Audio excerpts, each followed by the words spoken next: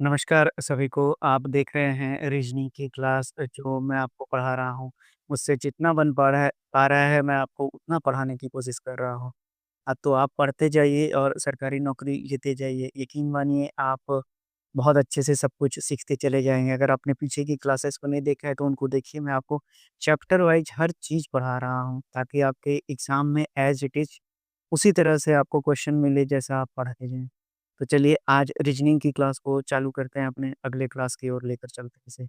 तो आपसे पहला क्वेश्चन जो पूछा गया है, आरआरबी, एनटीपीसी सीबीटी 2 में पूछा गया ये सवाल है। आपको बोला गया है कि जो केबल है उसको कोड किया गया है आपको 65 @ 7 और हैश। उसी तरह से आपसे कहा गया है कि जो पार्कलेट है यानी कि PARKLET को कोड किया गया है 85917 हैश और ये हो गया 2। तो आपसे पूछा है कि ELRAP को आप क्या लिखेंगे 4 ऑप्शन में से? तो देखिए अगर आप देखेंगे तो सिर्फ़ आपको एक मैच करना है। जैसे ए हो गया और ए हो गया, दोनों के जगह 5 ही लिखा हुआ है। उसी तरह से अगर आप ई देखेंगे तो ई हैश को रिप्रेज़ेंट कर रहा है। मतलब ये कन्फर्म है कि ई की जगह हैश आएगा। उसी तरह से अगर आप एल को देखेंगे तो एल के सामने 7 है, आर के सामने 9 है, ए के सामने आपका 5 है और पी के सामने 8 है। तो यानी कि हैश 7958, तो हैश 7958 ऑप्शन नंबर सी इस सवाल का सही उत्तर हो जाएगा। बढ़ते हैं अपने अगले सवाल पे। आइए देखते हैं, ये आरआरबी एनटीपीसी सीबीटी 2 में पूछा गया ये सवाल है। आपसे कहता है कि अगर इन्होंने बटर को लिखा हुआ है 22, 12, 0, 20, 518। उसके बाद उसी तरह से माइंडेड को देख लेते हैं, MINDED। माइंडेड को इन्होंने लिखा है 13, 91, 454। तो पहले इसको देख लेते हैं। तो एम 13 पर आता है, आई 9 पे आता है, एन 14 पे आता है, तो बिल्कुल ये कंफर्म हो गया। तो यानी कि आपको ऑयल पूछा गया है तो ऑयल आपको ओ, आई और एल का प्लेसेस बस याद होना चाहिए। मैंने शुरुआत की क्लास में ही आपको बताया कि आपको कैसे लिखना है और कैसे याद करना है। अगर नहीं भी याद होता है तो भी आप एग्ज़ाम निकाल सकते हैं उसको। जितनी जल्दी हो सके अपने रफ शीट में लिख कर भी आप कर सकते हैं। वैसे भी एग्ज़ाम्स पास किया जा सकता है, कोई नई बात नहीं है। तो ये हो गया 15, आई हो गया 9, एल हो गया 10। आप देखिए 15, 9, 10 सॉरी एल हो गया आपका 12। तो ये हो गया 15, 9, 12। ऑप्शन नंबर सी इस सवाल का सही उत्तर हो जाएगा।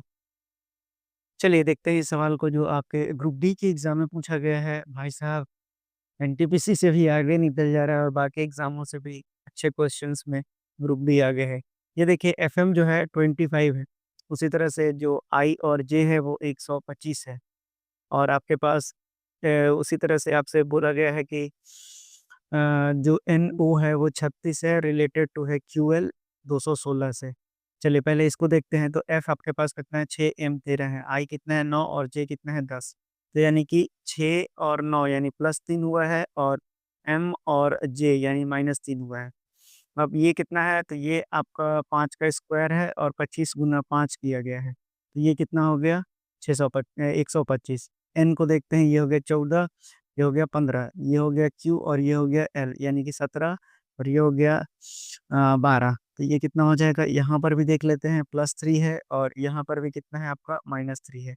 ये 36 6 का स्क्वायर है, यानी कि 36 गुना 6 किया हुआ है तो ये आ गया 216। चलिए, लॉजिक मिल गया आपको। तो अगर एमपी 16 है तो यानी कि एम हो गया 13, पी हो गया 16। अब 13 में से 13 में 3 जोड़ दीजिए तो कितना हो जाएगा? 16 यानी पी बन गया और 3 घटा दीजिए तो ये बन गया पीएम। अब पीएम 2 जगह है, चलिए तो 16 4 का स्क्वायर है तो 16 गुना 4 कीजिए तो ये कितना हो जाएगा? 64। तो पीएम 64 यानी ऑप्शन नंबर सी इस सवाल का सही उत्तर हो जाएगा। आइए इस सवाल को देखते हैं जो आपके आरआरबी एनटीपीसी में पूछा गया है। आपसे बोलता है कि ए 26 है और एच जो है वो 19 है। तो आपसे पूछा गया है कि फैशन को आपको लिख के दिखाना है। तो देखिए, अगर आप ए को देखेंगे तो 26 है, तो जेड और ए एक-दूसरे का उल्टा होता है, यानी एक का उल्टा 26 है और एच मैंने सिखाया है हँस, यानी एस का उल्टा है तो एस 19 पर आता है और एच जो है आपका 8 पर आता है। ये 8 और ये हो गया 19। तो अब फैशन का उल्टा लिखना है तो एफ यू उल्टा होता है, उसके बाद ए का उल्टा जेड होता है, हँस होता है, उसके बाद ये भी एस हो जाएगा, आई से इंडियन रेलवे होता है, उसके बाद लोल मैंने बताया है और एन से मन होता है। तो अब देखिए यू कितना पर आता है? तो यू होता है 21 पर, जेड होता है 26 पर आपको एच पता है कि 8 पर होता है, आर 18 पे होता है, एस 19 पर होता है, एल 12 पर और ये 13 पर। तो 21, 26, 8, 19, 18, 12, 13 यानी सी इस सवाल का सही उत्तर हो जाएगा। बढ़ते हैं इस सवाल की ओर जहाँ आपको एस का मतलब क्या दिया हुआ है 35 दिया हुआ है और AGED का मतलब कितना दिया हुआ है 91 दिया हुआ है। देखिए A1 ये हो गया 3 और ये हो गया आपका 5। तो ये 35 कैसे बना होगा? 5 3 15 नहीं बनेगा। उसके बाद 3 तरीके 9 पचे 45 ये भी नहीं बनेगा। चलिए देखते हैं ये हो गया 1 का स्क्वायर, ये हो गया 3 का स्क्वायर 9 और ये हो गया 25। तो यानी कि 25 और 9 34 1 35 ठीक है बैठ गया आपका। ये हो गया 1 का स्क्वायर, ये हो गया 7 का स्क्वायर, ये हो गया 5 का स्क्वायर और डी हो गया आपका 4 का स्क्वायर। तो ये आ गया 91 यानी कि 1 49 25 और 16 तो बिल्कुल 91 आ जाएगा ये। अब आपको केयर का पूछा है तो CARE सी हो गया 3 का स्क्वायर, ये हो गया 1 और ये हो गया आर। आर का मतलब हो गया 18 का स्क्वायर और ये हो गया 5 का स्क्वायर। ये हो गया आपका 9, ये हो गया आपका 9 और 1 सीधा लिखिए 10, ये हो गया 324 और ये हो गया 25। तो ये हो जाएगा 349 और 10 छोड़ दीजिए तो 359 हो जाएगा यानी ए इस सवाल का सही उत्तर हो गया। बढ़ते हैं अपने अगले सवाल पे। आपसे पूछा गया है कि अंबर को 27 लिखा गया है और प्राउन को 14 लिखा गया है, ठीक है। AMBER यानी कि इसको 27 देखते हैं। अब देखिए ए हो गया 1, ये हो गया 13, ये हो गया 2, ये हो गया 5 और ये हो गया 18। तो अगर हम इनको देखें तो 13 एक 14, 14 और 2, 16 5 21 और 18 ये कितना हो जाएगा? टोटल का सम आ रहा है आपका 39। तो 39 से 27 बनेगा क्या? बिल्कुल बन जाएगा। 3 इंटू 9 कर देंगे तो 27 हो गया। तो ब्राउन को भी एक बार चेक कर लेते हैं। तो ब्राउन को अगर हम चेक करेंगे तो ये हो गया 14, ये हो गया 23, ये हो गया 15, ये 18 और ये हो गया 2। तो यानी 18 2 20 15 35, 35 और 14 49, 49 और 20 69 और 3 कितना हो गया? 72 यानी कि 7 गुना 2 14 हो गया। बिल्कुल सही है। तो यानी कि अब हमको क्या करना है? ग्रीन का निकालना है आपको। तो ग्रीन हो गया 14, ये 5, ये भी 5, 18 और ये भी हो गया आपका जी हो गया 7। तो 18 ये हो गया 18 और 10 28, 28 और 14 हो गया 42 और 7 49 यानी कि 9 चौके 36 यानी ऑप्शन नंबर बी इस सवाल का सही उत्तर हो जाएगा। चलिए बढ़ते हैं अपने अगले सवाल पर जो एक अच्छे सवाल में से एक है। आपसे कहा गया है कि HONEY अगर दिया गया है कितना 8, 12, 13, 5 और 2 दिया हुआ है। यानी कि एच का पोजीशन तो 8 ही होता है और ओ का पोजीशन कितना होता है? तो ये होता है 15। तो उसके बाद जो है लेकिन ये लिखा हुआ है 12 तो 12 का पोजीशन होता है एल।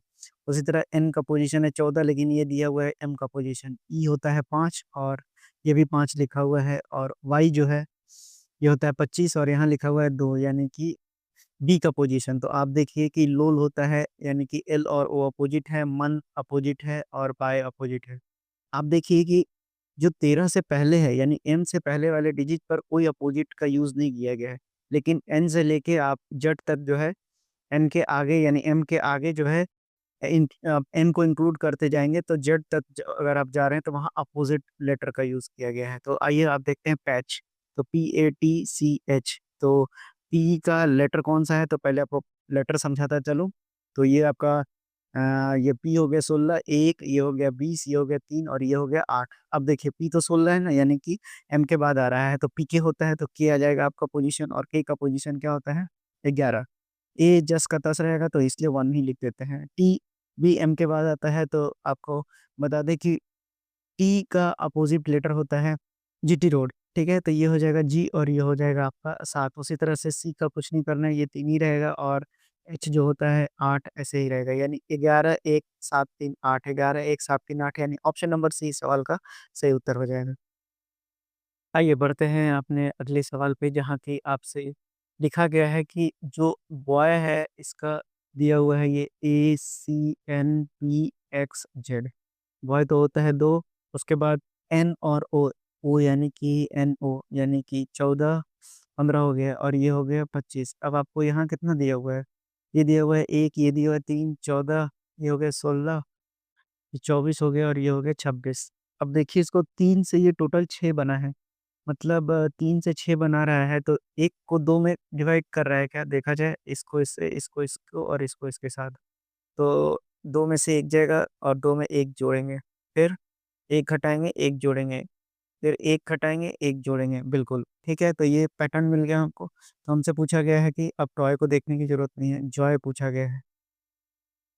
तो जॉय में देखिए जे आपका होता है 10, आपका ये होता है 15 और ये होता है आपका 25। तो एक बार -1 करना है, एक बार +1 करना है। तो जे में से 1 को घटाइए यानी कि 9 आ जाएगा तो आई हो जाएगा आपका। उसके बाद उसी तरह से जे में 1 जोड़ दीजिए तो ये के बन जाएगा। फिर ओ के लिए आप 2 शब्द क्या लिखेंगे 15 14 पर एन आएगा और 16 पर पी आएगा। उसी तरह 25 में से 1 जाएगा तो 24 एक्स बचेगा और ये हो जाएगा 26 यानी कि जेड। तो आई के एन पी कहाँ दिख रहा है और एच जेड यानी ऑप्शन नंबर बी इस सवाल का सही उत्तर हो जाएगा। चलिए देखते हैं इस अच्छे से सवाल को जो आपके आरआरबी एनटीपीसी सीबीटी 2 में पूछा गया है। आपसे पूछा गया है कि BYTEW को अगर लिखा गया है YWTEB, अब यानी कि अगर आप देखिए तो Y यहाँ लिखा हुआ है, W यहाँ लिखा हुआ है, T यहाँ लिखा हुआ है, E यहाँ लिखा हुआ है और B यहाँ लिखा हुआ है।